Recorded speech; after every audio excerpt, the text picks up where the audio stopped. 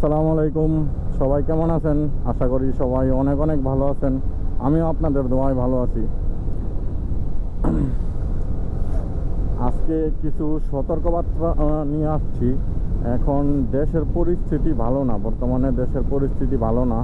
তো সকল বাইকার ভাইদের উদ্দেশ্যে বলতেছি যে আপনারা যদি রাত্রে বাইক রাইড করেন, অবশ্যই গ্রুপ ছাড়া বাইক রাইড করবেন না।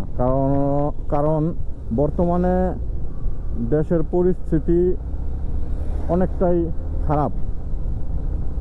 রাত্রেবেলা ছিনতাই বা ডাকাতি এরকম অনেক ঘটনা ঘটতেছে আমাদের দেশে। তো আপনারা এখন একা একা বা দুইজন কোনো দিকেই রাত্রেবেলা যাওয়ার দরকার নেই, গ্রুপ ছাড়া। আর গ্রুপ গেলে তো কোনো সমস্যা নাই। আর ঢাকার মধ্যেও কিছু কিছু জায়গায় এরকম কিন্তু ছিনতাই হয় রাত্রে। অনেক সময় আবার ইয়ের সময় হয়, মানে ফজরের পর সকাল টাইম, একদম ভোর টাইমে তো অনেক নীরব থাকে রাস্তাঘাট ঢাকার ভিতরে।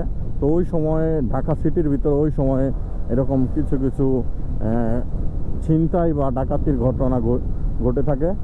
আর লং ট্যুরে যাওয়ার সময় আপনারা অবশ্যই গ্রুপ ছাড়া লং ট্যুরে যাবেন না। কারণ বর্তমানে তো সবাই দেখতেছেন, এইভাবে নিউজের মাধ্যমে শুনতেছেন বা ভিডিওর মধ্যে দেখতেছেন, অনেক জায়গায় আর কি এরকম ডাকাতি ছিনতাই এরকম হচ্ছে। আর যদিও কোনো সময় মানে একদম নিজের প্রয়োজনের তাগিদে যাইতে হয়, আর মনে করেন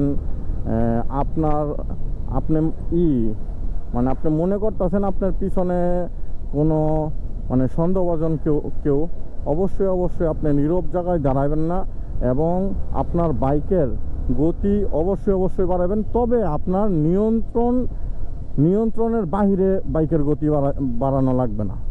নিয়ন্ত্রণের মধ্যে যেন থাকে, এরকমভাবে আপনার বাইকের গতিটা বাড়িয়ে তারপর আপনি সেফলি বাইক রাইড করবেন আশা করি।